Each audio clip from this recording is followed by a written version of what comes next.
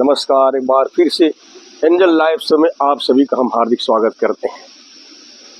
लड़कपन और जवानी, लड़कपन और जवानी, और ये देखने में आता है कि लड़कपन यानी कि बचपना अधिकतर उपद्रवों से और उद्दंडता से भरा रहता है।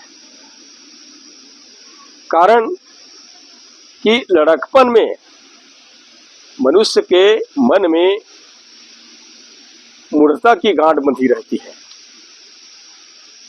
और समय पर यदि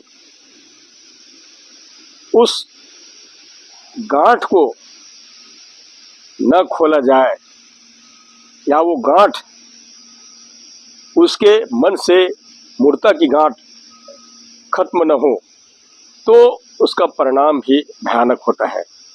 आइए जानते हैं इन तमाम बातों के विषय में पवित्र शास्त्र का वचन हमें क्या क्या कुछ शिक्षा देती है। तो पहले हम जानेंगे लड़कपन के विषय में, और लड़कपन के विषय में पवित्र शास्त्र का वचन हमें क्या कुछ बताती है। मेरे प्रिय भाई बहनों,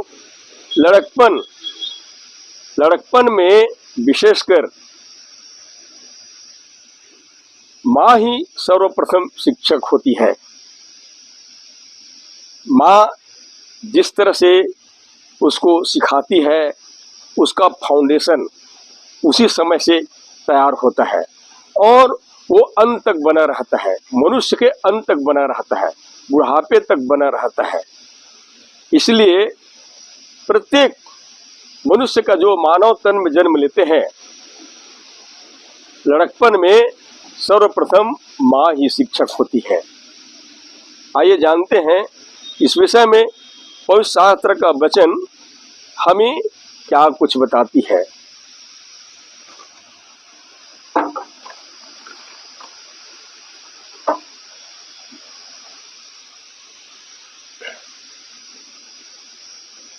आप हम सब जानते हैं कि लड़कपन में माँ ही सर्वप्रथम शिक्षक होती है, और यदि माँ अपनी बच्चों की मूढ़ता पर ध्यान नहीं देगी तो उसके लिए वो लज्जा का कारण भी बन जाती है। और जिस तरह से हम पवित्र शास्त्र के वचन में कुछ इस प्रकार से पढ़ते हैं, जैसे लिखा है, लड़के को उसी मार्ग की शिक्षा दे जिसमें उसको चलना चाहिए। संसार का सबसे बुद्धिमान व्यक्ति राजा सुलेमान का नाम शायद आपने सुना होगा, लेकिन पवित्र बाइबल में इसका जिक्र है। राजा सुलेमान ही संसार का सबसे बुद्धिमान व्यक्ति थे।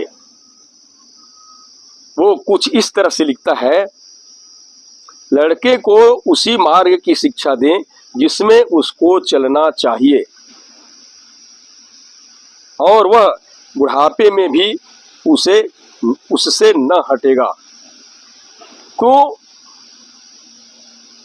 मनुष्य का सर्वप्रथम माँ ही शिक्षक होती है। माँ के द्वारा उसकी फाउंडेशन यानी कि उसकी चरित्र का निर्माण होती है। वो जैसे माँ के द्वारा संस्कार पाती है, माँ के द्वारा जैसी जैसी शिक्षा पाती है, उसके अनुसार उसमें आचरण बनता है और वही आचरण उसके लिए चरित्र का निर्माण करता है। और जब अच्छा चरित्र का निर्माण होने लगता है तो वो बुढ़ापे तक बना रहता है। इसलिए हम देखते हैं कई मनुष्य महान बन जाता है, कई मनुष्य बुद्धिमान बन जाता है। इसलिए मनुष्य की सर्वप्रथम माँ ही शिक्षक होती है। और जैसे कि यहाँ पर हमने पढ़े, लिखा है लड़के को उसी मार्ग की शिक्षा दे जिसमें उसको चलना चाहिए और वह बुढ़ापे में भी उससे न हटेगा। माँ को चाहिए कि लड़के को लड़कपन से ही उसी मार्ग की शिक्षा चलनी चाहिए जिसमें उसको चलना चाहिए, जिसमें उसको चलना चाहिए। एक्चुअल में मनुष्य को कौन सी मार्ग में चलना चाहिए?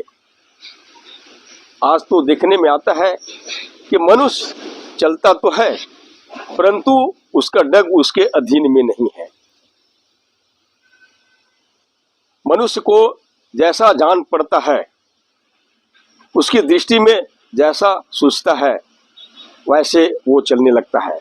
इसका कारण ये है कि उनकी फाउंडेशन या मनुष्य की संस्कार मतलब ठीक तरह से नहीं बन पाया। इसका कारण यही हो सकता है, मां ने उस पर ध्यान नहीं दिया। जब मनुष्य लड़कपन स्थिति में रहता है तो मां जैसी उसको शिक्षा देती है वैसे ही उसकी अवस्थाएं बनता है, यानी कि उसके भीतर में गुण, स्वभाव और चरित्र का निर्माण होती है।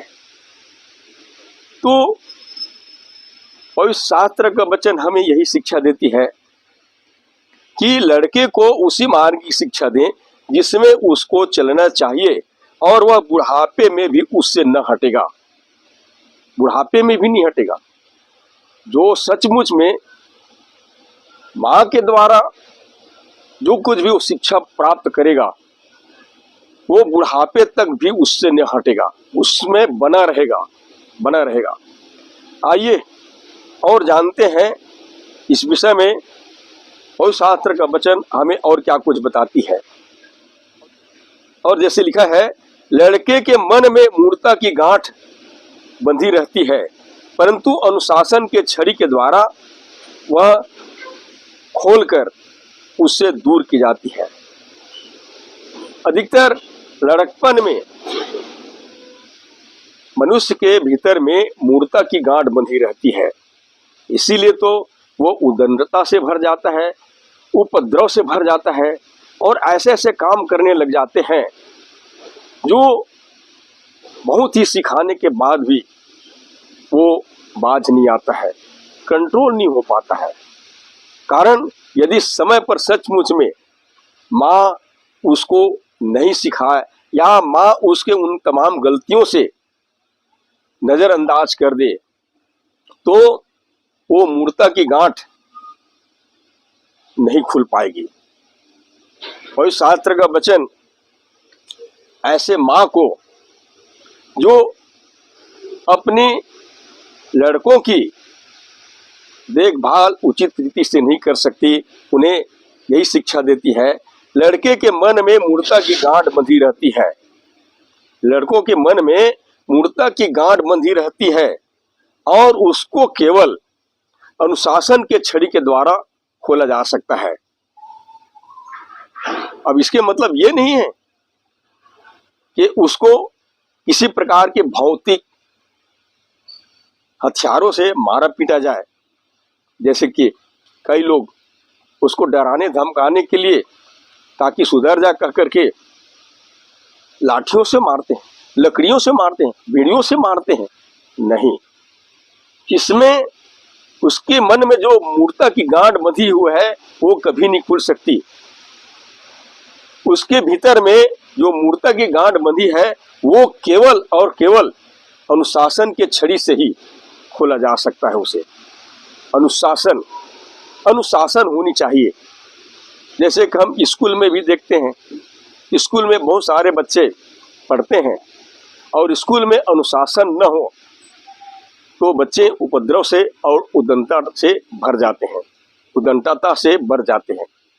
कहीं भी देखिए, कहीं भी सामाजिक क्षेत्र में देखिए, जहाँ बहुत से लड़के होते हैं और लड़कपना में उनके भीतर में अधिकतर मूर्ता की गांठ बंधी रहती है और ये गांठ उनको मारने, धमकाने या चमकाने से नहीं खुल सकती।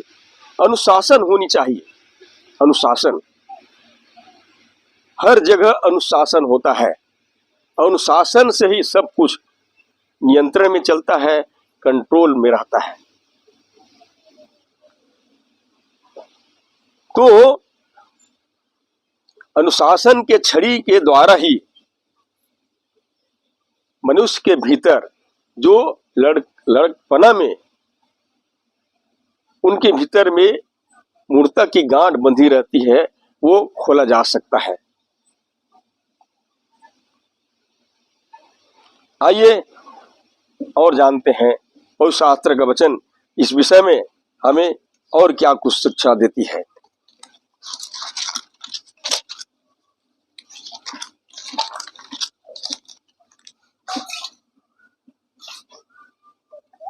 जैसे लिखा है, छड़ी और डांट से बुद्धि प्राप्त होती है। छड़ी और डांट से बुद्धि प्राप्त होती है। अब हमने देखा अनुशासन की छड़ी होनी चाहिए।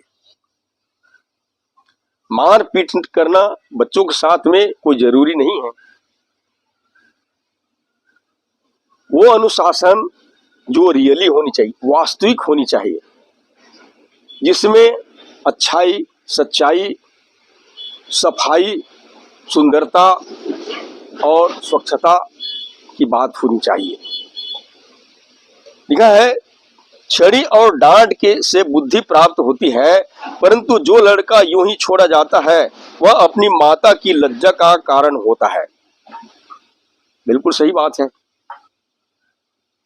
अगर बच्चे के इस बर्ताव पर यदि वो उपद्रव कर रहे हैं, यदि वो उद्दंडता कर रहे हैं, तो इस तरह के बर्ताव पर यदि अनुशासन न हो या उसको डांटा ना जाए, तो वो मां के लिए लज्जा का कारण बन सकती है। बहुत से जगह में हम देखते हैं, कई मां कहती है कि इसका जन्म ही लेना व्यर्थ था, ये तो मेरे लिए लज्जा का कारण बन गई, ये मुझे पास पड़ोस में बहुत ही अपमानित और निंदा का विषय बन गई है। बहुत सारी ऐसे बातें हैं जो कई औरतें, कई मां बहनें अपने बच्चों के कारण शर्मिंदा हो जाती है और त्रस्त हो जाती है। लिखा है, छड़ी और डांट से बुद्धि प्राप्त होती है, परंतु जो लड़का यूं ही छोड़ा जाता है वह अपनी माता की लज्जा का कारण होता है। पछताना पड़ता है। जन्म देने वाली मां अपने दुर्भाग्य पर ये चिंता करती है। इसलिए मां को चाहिए कि वो अनुशासित ढंग से, अनुशासन का छड़ी, और जैसे लिखा है, अपने बेटे की ताड़ना कर, तब उससे तुझे चैन मिलेगा, तेरा मन सुखी हो जाएगा।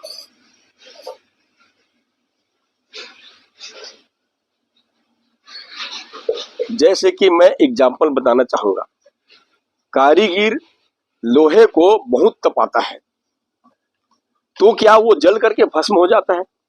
नहीं। कारीगर लोहे को इसलिए तपाता है कि वो और मजबूत बने, और मजबूत बने। और हम देख सकते हैं, जब लोहे को कारीगर भट्ठे में डालता है और उसको तपाते रहता है, तो उसमें का तमाम बेकार धातु जल करके भस्म हो जाता है, परंतु वो लोहा और मजबूत बनते जाता है। ठीक उसी प्रकार मनुष्य का जो चरित्र है, संस्कार है, गुण स्वभाव है, ये सब कुछ मां के अनुशासन पर निर्भर करती है। इसलिए पवित्र शास्त्र का वचन सिखाती है कि अपने बेटों की ताड़ना कर, तब उससे तुझे चैन मिलेगा। ताड़ना, अब ताड़ना का मतलब ये नहीं है कि उसको मारा पीटा जाए, उसको इतना मारा पीटा जाए कि वो अधमरा हो जाए, नहीं। बच्चों का स्वभाव ऐसा होता है, आप उसको कितनों मारो पीटो, कुछ देर के बाद में भूल जाता है। लेकिन इससे उसका मन कभी कभी दुखित हो सकता है, आत्मा शोकित हो सकता है। इसलिए ऐसा बर्ताव न करे, परंतु अनुशासन की छड़ी होनी चाहिए। अनुशासन की छड़ी। लिखा है, अपने बेटे की ताड़ना कर, तब उससे तुझे चैन मिलेगा और तेरा मन सुखी रहेगा, तेरा मन सुखी हो जाएगा। आइए जानते हैं इस विषय में हमें और क्या कुछ शिक्षा मिलती है।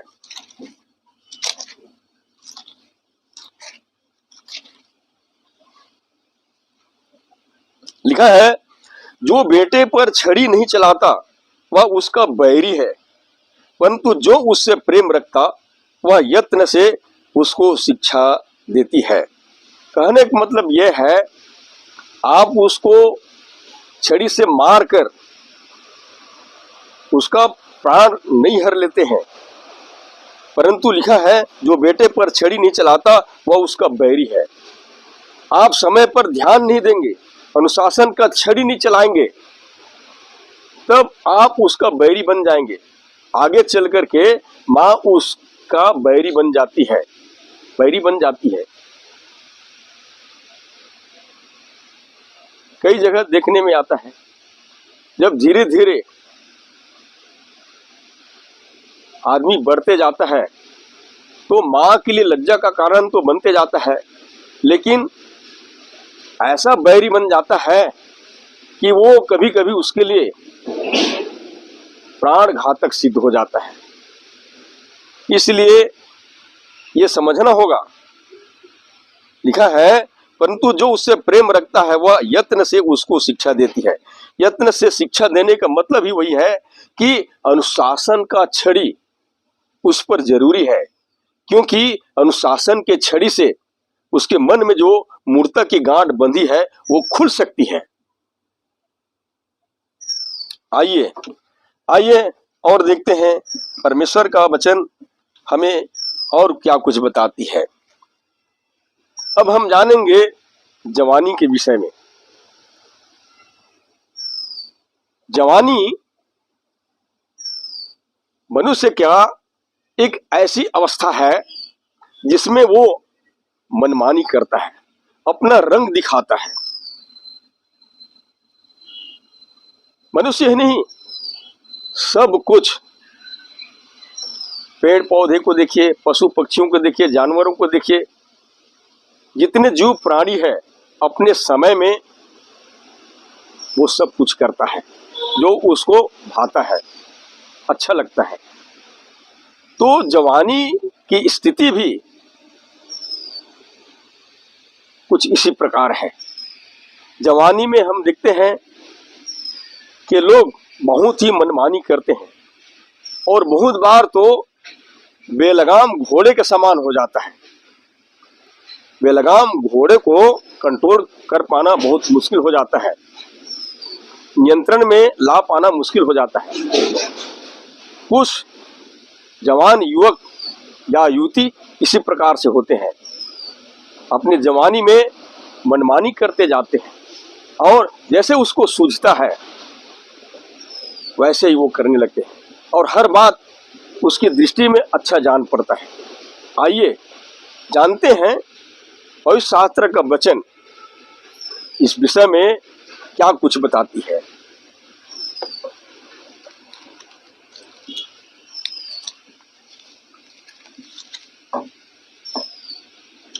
और जैसे लिखा है, हे जवान अपनी जवानी में आनंद कर और अपनी जवानी के दिनों में मगन रह, अपनी मनमानी कर और अपनी आंखों की दृष्टि के अनुसार चल। मतलब बुद्धिमान प्रचारक भी ये सजेस्ट करता है, हे जवान अपनी जवानी में आनंद कर। कोई गलत बात नहीं है, हर किसी को करना चाहिए, क्योंकि ये नियत समय होता है, ऐसा करने का उनको अधिकार है। ऐसा करने के, क्योंकि ऐसा करने का वो योग्य है, कर सकता है और करते भी हैं। लेखक लिखता है, हे जवान अपनी जवानी में आनंद कर और अपनी जवानी के दिनों में मगन रह। जवानी एक ऐसा अवस्था स्थिति होती है जिसमें आनंद करते हैं, उसके जीवन में आनंद का समय आता है, चाहे घर वालों के लिए कितनों क्लेश आ जाए, बाकी लोगों के लिए कितनों दुख का समय आ जाए, लेकिन आदमी के जवानी में ये सब कुछ देखा नहीं जाता, इसको इग्नोर कर देते हैं। वो अपने दृष्टिकोण में आनंद करते हैं, मगन रहते हैं। और लिखा है, अपनी मनमानी कर और अपनी आंखों की दृष्टि के अनुसार चल। मनमानी भी करते हैं, उनको कितनों ही लाइन अप करें परिवार के लोग, अन्य लोग भी कितनों सलाह दे, लेकिन जवानी की स्थिति एक ऐसी स्थिति है जिसमें सचमुच में जवानीपन का जो आचरण है वो लोगों को महसूस करा देती है। लिखा है, अपनी जवानी के दिनों में मगन रह, अपनी मनमानी कर और अपनी आंखों की दृष्टि के अनुसार चल। बहुत से लोग चलते हैं, इनको रोका नहीं जा सकता, वो समय ही ऐसी आता है जिसमें लोग चलने लगते हैं। लेकिन एक बात है, आगे लेखक लिखता है, परंतु यह जान रख कि इस सब बातों के विषय परमेश्वर तेरा न्याय करेगा। अब हम देख सकते हैं, जवानों को देखकर, उसकी आचरण को जानकर, उसके गुण और स्वभाव को महसूस करके बहुत से बुद्धिजीवी लोग जवान युवक और युवतियों को समझाते रहते हैं कि बेटा ऐसा मत कर, बेटी ऐसा मत कर, समझाते रहते हैं। समझाना पड़ता है। और दो मत की बात नहीं है, जवानीपन में हर मनुष्य अपने जवान होने की सामर्थ्य को प्रकट करता है। उसमें जो कुछ भी होता है वह उसे प्रकट करता ही है। और लेखक भी कहता है, हे जवान अपनी जवानी में आनंद कर और अपनी जवानी के दिनों में मगन रह और अपनी मनमानी कर और अपनी आंखों की दृष्टि के अनुसार चल। परंतु यह जान रख कि इन सब बातों के विषय परमेश्वर तेरा न्याय करेगा। इस बात को लोग महसूस करते हैं, लोगों के जीवन से, जवान युवक और युवतियों के जीवन से देखते हैं कि ये कुछ गलत कर रहे हैं, कुछ गलत चल रहे हैं, तो इन बातों का एहसास करते हैं, ये सब बात का न्याय होगा, ये सब बात का बदला मिलेगा। और पवित्र शास्त्र का वचन भी हमें बताती है, लिखा है, परंतु यह जान रख कि इन सब बातों के विषय तेरा न्याय करेगा। और जिसे लिखा है, अपने मन से खेद और अपनी देह से दुख दूर कर, क्योंकि लड़कपन और जवानी दोनों व्यर्थ है।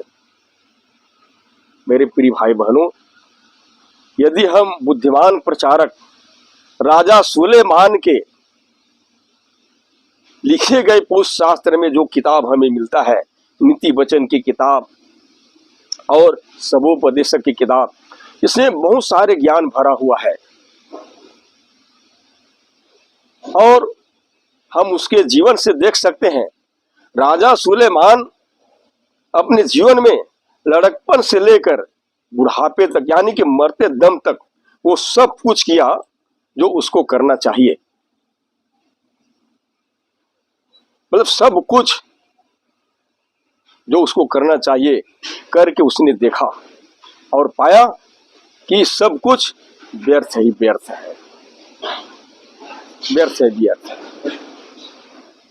मनुष्य जन्म लेता है, लड़कपन में वही सब काम करता है, जवानी में अपने दृष्टि के अनुसार चलता है, लेकिन फिर क्या होता है, बुढ़ापा आता है तो केवल हाय हाय मारता है और कहता है अब मुझे किसी काम में मन नहीं लगता, मैं ये काम नहीं कर सकता, वो काम नहीं कर सकता। मतलब कुल मिलाकर के ये होता है, जब बुढ़ापा आता है तो मनुष्य के भीतर की रुचि और लगन खत्म हो जाता है, खत्म हो जाता है। लेकिन लड़कपन में जो होना चाहिए हर मनुष्य करते हैं, जवानी में जो होना चाहिए वो सब कुछ करते हैं। और लेखक भी कहता है कि अपनी जवानी के दिनों में मगन रह, अपनी मनमानी कर और अपनी आंखों की दृष्टि के अनुसार चल। होते हैं, करते हैं, लेकिन मेरे प्रिय भाई बहनों, हम ऐसे जवान युवक युवतियों को कौन समझाए। बस ये जान लेना चाहिए कि एक दिन न्याय का समय आएगा, न्याय का समय आएगा, इन तमाम बातों का न्याय होगा। ठीक है, युवक जवान होते हैं, जवान होते हैं तो इसके मतलब ये नहीं है, जवानीपन में जोश तो रहता है परंतु होश भी तो होना चाहिए। जवानीपन एक ऐसे स्थिति हो जाता है जिसमें मनुष्य बेलगाम घोड़े के समान हो जाता है। मनुष्य को सब बातों को पूरा करने के लिए, सब कामों को पूरा करने के लिए जोश तो होता है, परंतु वो होश खो बैठता है। होश खोने का मतलब ये है, वो आगे को नहीं देखता है, परिणाम को नहीं देखता है कि इसका परिणाम क्या होगा। लेकिन बहुत शास्त्र का वचन चेतावनी देता है, परंतु यह जान रख कि इन सब बातों के विषय परमेश्वर तेरा न्याय करेगा, न्याय करेगा। जब हम वो सब कुछ करते हैं अपनी दृष्टि के अनुसार, और बहुत सारी गलतियां भी होती है, बहुत सारे पाप भी करते हैं, बहुत सारे क्राइम कर बैठते हैं, तो इनका परिणाम क्या होगा? क्या कोई दूसरे कोई भोगेंगे? नहीं। जो गलतियां हम करेंगे उसका परिणाम को हम ही लोग भोगेंगे, और सब लोग जानते हैं मनुष्य जो कुछ भी करता है उसको भरना पड़ता है। और पवित्र शास्त्र का वचन भी हमें बताती है, क्योंकि मनुष्य जो कुछ बोता है वही काटेगा। और इन बातों को जान करके भी हम करते हैं। इसका कारण क्या है कि हम दूसरों से सीखते हैं, दूसरों से सीखते हैं।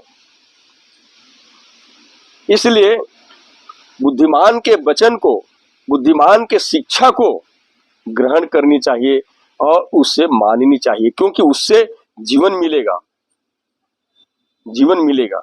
लेकिन आज के दौर पे लगभग ये सब बातों में ध्यान नहीं दिया जाता है। लेकिन पवित्र शास्त्र का वचन यह चेतावनी देता है, परंतु यह जान रख कि इन सब बातों के विषय परमेश्वर तेरा न्याय करेगा।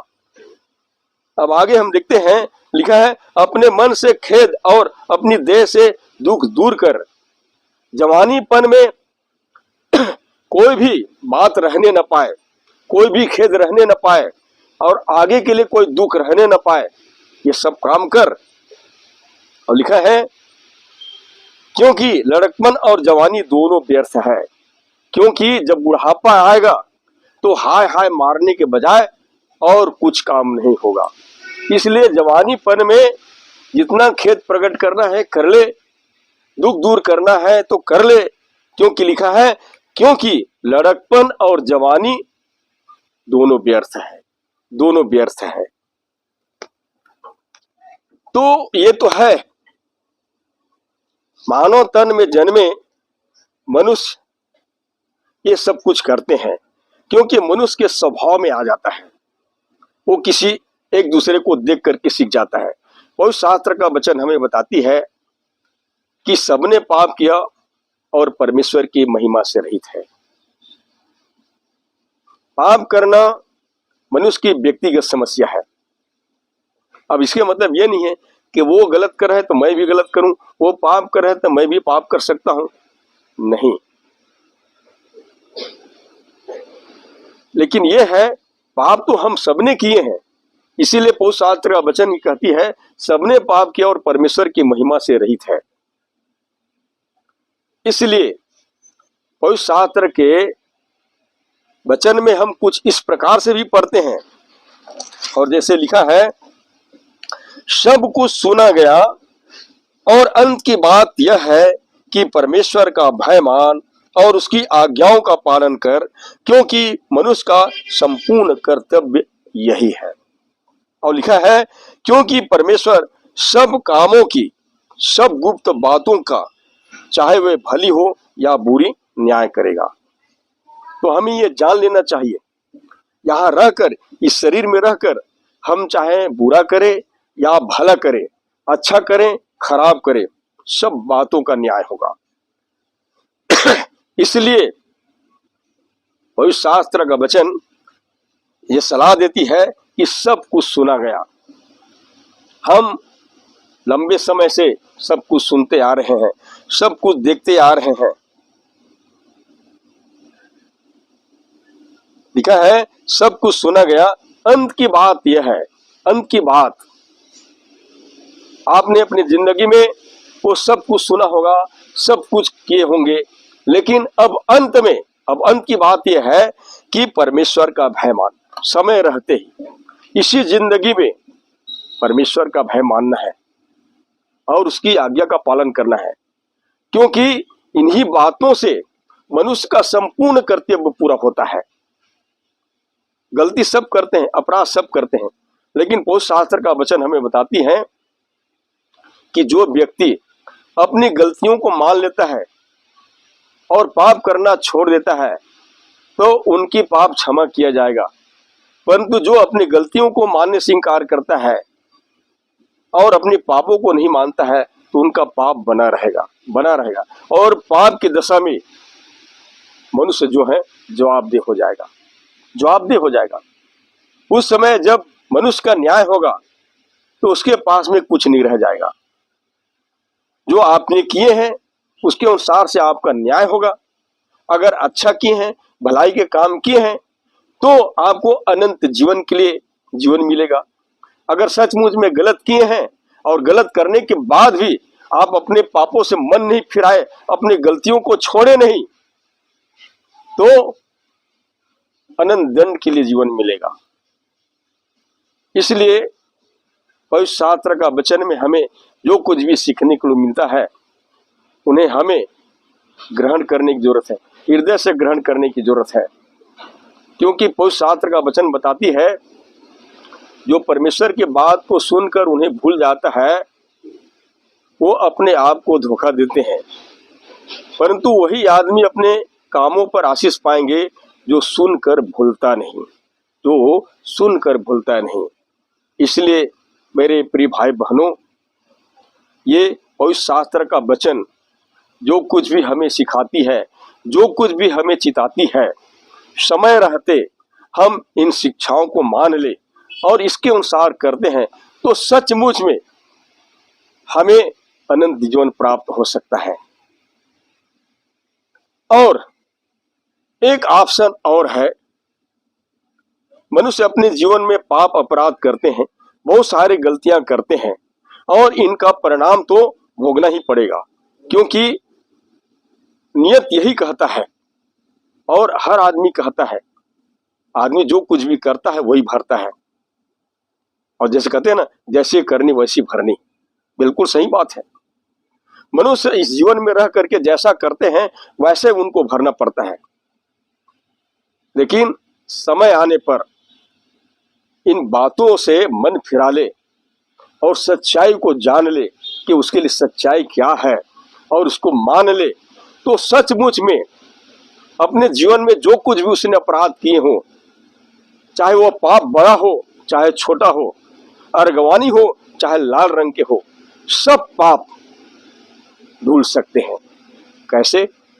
प्रभु यीशु मसीह के पास आने पर। और शास्त्र का वचन हमें बताती है कि यीशु का लहू हमें सब पापों से शुद्ध करता है। यीशु के बारे में आज कोई व्यक्ति अनजान नहीं है, छोटे से लेकर बड़े तक सब आदमी जानते हैं।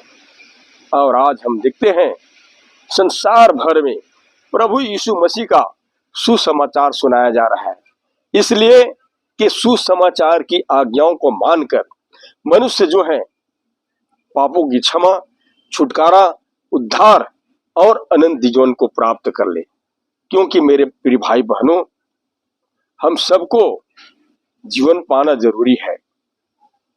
पवित्र शास्त्र का वचन हमें बताती है ये जीवन थोड़ी देर के बाद में नाश हो जाएंगे, लेकिन मरने के बाद में हमारा न्याय का होना नियुक्त है। पवित्र शास्त्र का वचन हमें बताती है क्योंकि मनुष्य के लिए एक बार मरना और मरने के बाद में न्याय का होना नियुक्त है। ये मत सोचिए कि मैंने इस जीवन में जो पाप किए और बहुत सारे बलिदानों दे करके, बहुत सारे बलिदान करके मैंने अपने पापों से छुटकारा प्राप्त कर ली। नहीं, आप भौतिक कोई भी प्रकार के बलिदान करें, ईश्वर को देने के लिए, अपने पापों की छुटकारा के लिए, अपने प्रायश्चित के लिए कुछ भी बलिदान करें, लेकिन वो प्रायश्चित सचमुच में, वो चाहे दान हो, स्नान हो, चाहे और क्या और कोई कुछ हो, इनसे आपको पापों की क्षमा, छुटकारा नहीं मिल सकता। आइए हम रियली बात बताते हैं जो पवित्र शास्त्र का वचन हमें बताती है कि आज सचमुच में हमारे पापों के लिए वास्तविक में प्रायश्चित क्या है। आइए देखते हैं पवित्र शास्त्र का वचन इस विषय में हमें क्या कुछ बताती है। जैसे लिखा है, हे मेरे बालकों, मैं ये बातें तुम्हें इसलिए लिखता हूं कि तुम पाप न करो। पहले चेतावनी देता है, सलाह देता है कि तुम पाप न करो। आज भी लोग कहते हैं ना, अरे भाई पाप मत करो। कितने लोग पाप करके अंधकार में जीवन बिता रहे हैं और कुछ भोग रहे हैं। और धार्मिक ग्रंथ भी बताती है, रोग, शोक, दुख, चिंता, संताप और क्लेश मनुष्य के पाप रूपी वृक्ष का फल है। और पवित्र शास्त्र का वचन हमें बताती है क्योंकि पाप की मजदूरी मृत्यु है। हम सब जानते हैं, मनुष्य जैसा पाप करता है वैसा उसको भरना पड़ता है। इसलिए कहते हैं ना, जैसी करनी वैसी भरनी। ये दो मत की बात नहीं है, ऐसा होता ही है। इसलिए हमें याद रखनी चाहिए, इसी जीवन के रहते ही हमें पापों की क्षमा और छुटकारा के लिए कुछ ऐसे उपायों को ढूंढना पड़ेगा, कुछ ऐसी बातों को जानना पड़ेगा जो सचमुच में जब हमारा न्याय होगा तो उसके बाद में जो जीवन मिले वो अनंत जीवन होनी चाहिए। और जैसे लिखा है, हे मेरे बालकों, मैं ये बातें तुम्हें इसलिए लिखता हूं कि तुम पाप न करो। और यदि कोई पाप करे तो पिता के पास यानी कि परमेश्वर के पास हमारा एक सहायक है, अर्थात धर्मी यीशु मसीह, और वही हमारे पापों का प्रायश्चित है। और केवल हमारे ही नहीं वरन सारे जगत के पापों का भी प्रायश्चित है। आपको कुछ करने की जरूरत नहीं, आपको कुछ करने की जरूरत नहीं है, ना तो कोई बलिदान देने की जरूरत नहीं है। यह मनुष्य की गलत धारणा है। मनुष्य पाप करता है खुद और निर्दोष प्राणियों की बलिदान करता है। क्या इससे संभव है कि आपका पाप धुल सकता है? पवित्र शास्त्र का वचन हम स्पष्ट बताती है, जो प्राणी पाप करे वही मरेगा। न तो पुत्र पिता के धर्म के भार को उठाएगा, न पिता पुत्र के। कहने का तात्पर्य है प्रियो, यदि आपके बाप पाप करे, आपके पिता पाप करे तो उसके अधर्म के भार को उसका बेटा नहीं उठा सकता। बेटे लोग पाप करे उसके पिता उसके अधर्म के भार को नहीं उठा सकता, क्योंकि जो प्राणी पाप करे वही मरेगा। मतलब कि पाप करना व्यक्तिगत समस्या है, और इसके प्रायश्चित के तौर पे यह मतलब नहीं है कि हम पाप करें और किसी निर्दोष प्राणी की बलिदान करें। ये तो और जघन्य अपराध है। इसलिए मेरे प्रिय भाई बहनों,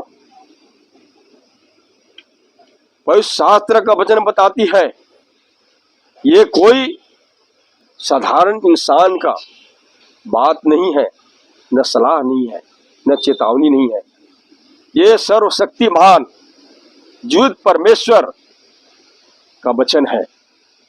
खुदा का कलाम बताती है कि एकमात्र प्रभु यीशु मसीह ही हमारे सब पापों का प्रायश्चित है। लिखा है, यदि कोई पाप करे तो पिता के पास हमारा एक सहायक है, अर्थात धर्मी यीशु मसीह, और वही हमारे पापों का प्रायश्चित है, और केवल हमारे ही नहीं वरन सारे जगत के पापों का भी। हमें आज मालूम होने की जरूरत है, हमें जानने की जरूरत है। कोई शास्त्र का वचन हमें बताती है प्रभु यीशु मसीह ही एक ऐसा प्रभु है जिसने हमारे अपराधों को अपने ऊपर उठा लिया है और हमारे अपराधों के कारण वो मर गया।